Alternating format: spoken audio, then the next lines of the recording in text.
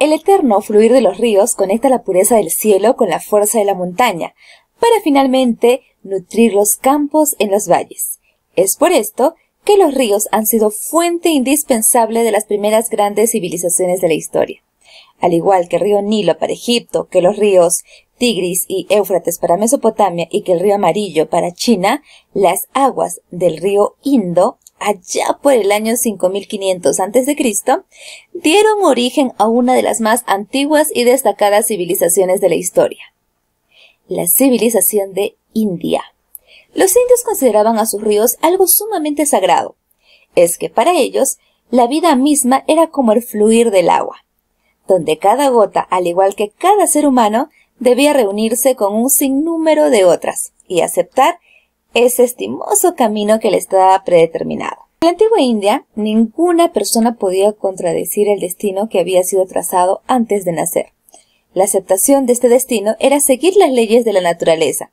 Contradecir ese fluir natural suponía perder la oportunidad de renacer en algo mejor durante una próxima vida. El río Indo y el río Ganges. El río Indo recorre todo el subcontinente de la India, desde las altas cumbres de los Himalayas hasta su desembocadura en el Océano Índico. A las orillas de este río, hacia el año 2500 a.C., ya se habían desarrollado grandes ciudades que se convirtieron en centros de riqueza, refinamiento y poder. Pero en India existe otro río muy importante, el Ganges, cuyas fértiles llanuras fueron paulatinamente tomadas por olas migratorias de pueblos que provenían del centro del continente europeo. Esta enorme cantidad de gente hablaba un idioma nuevo, el indoeuropeo, y se establecieron allí formando nuevas ciudades. Hablamos del año 1500 a.C. Esta mezcla entre la gente que ya estaba y la gente nueva dio origen a la civilización védica, con su nuevo idioma. Estos se dedicaron a poner por escrito los miles y miles de cuentos sobre sus dioses, en unos libros esenciales llamados los Vedas, y lograron darle forma a la religión más antigua del mundo, el hinduismo. Hablemos entonces de el hinduismo. Los indios percibían al universo como un espacio inmenso de dimensiones indescriptibles y compuesto por una sucesión de ciclos de duración variable. Para ellos, un kalpa, es decir, un día y una noche en la vida del dios Brahma, equivalía a 8 millones de años de los nuestros. La mitología de la India es tan infinitamente rica que no hay obra que pueda albergar a todos los personajes que la componen. Y según dicen, tienen por lo menos 33.333 dioses y semidioses. Estos dioses evolucionan, pierden parte de su poder, se transforman en animales, alumbran a otros dioses y es más, temen a la llegada de la muerte. Pero, para simplificar, diremos que los dioses más importantes son 3. Brahma, el creador de todas las cosas. A Brahma no se lo ve jamás, pues está escondido en el vientre de Vishnu.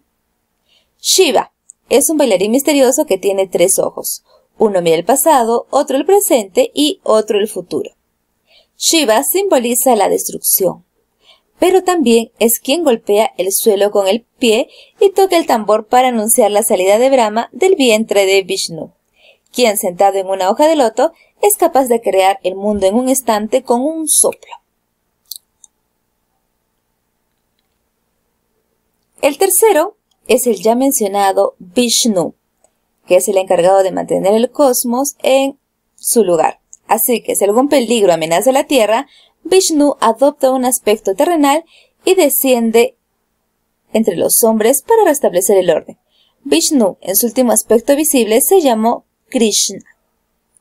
Y en una aparición anterior, Rama, que son los protagonistas de las más famosas epopeyas de la India, la Mahabharata y el Ramayana. Hablemos del sistema de castas. Cuenta la leyenda que los cuentos sobre el origen del mundo fueron revelados a través de las vibraciones musicales del cosmos a unos pocos elegidos. Este selecto grupo de personas fueron llamados brahmanes.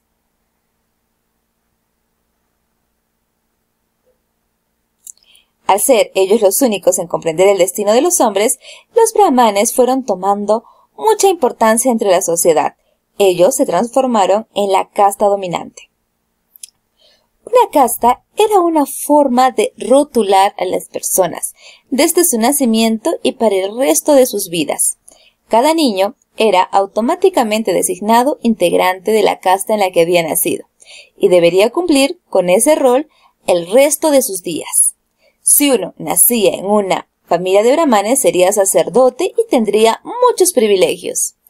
Pero jamás podía ser guerrero, que era la segunda casta en importancia.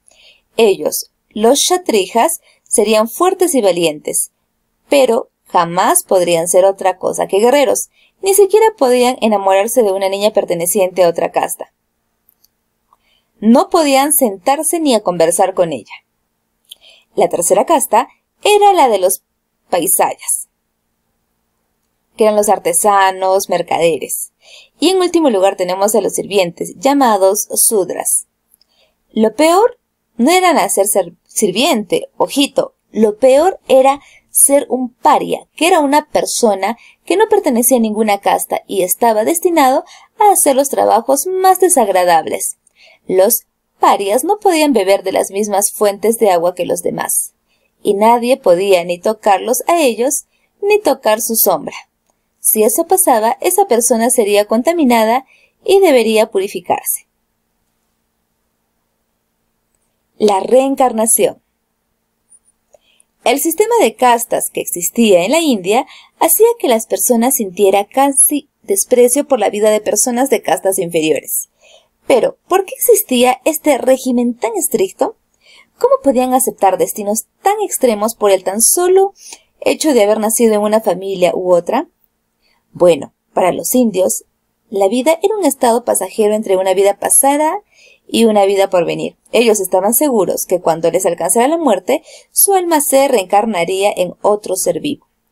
Cada vida, entonces, era tan solo un paso más por estos constantes siglos de renacimientos.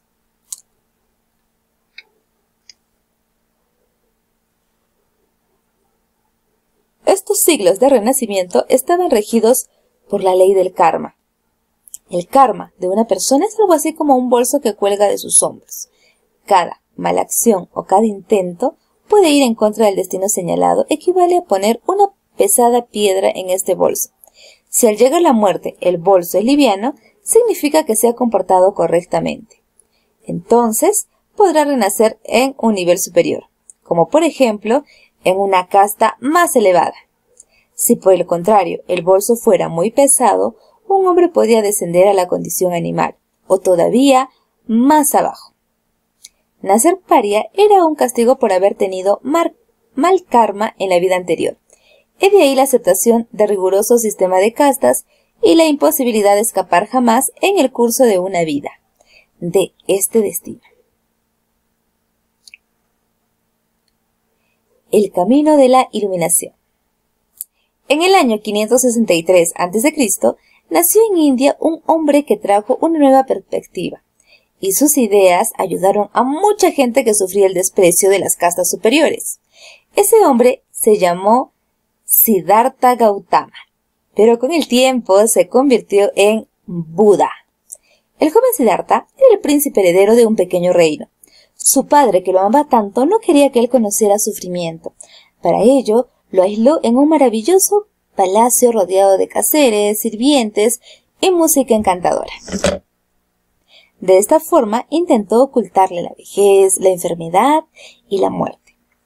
Pero Siddhartha sospechaba que había más en la vida que esa lujosa prisión, y como era un muchacho inquieto, comenzó a escabullirse del palacio.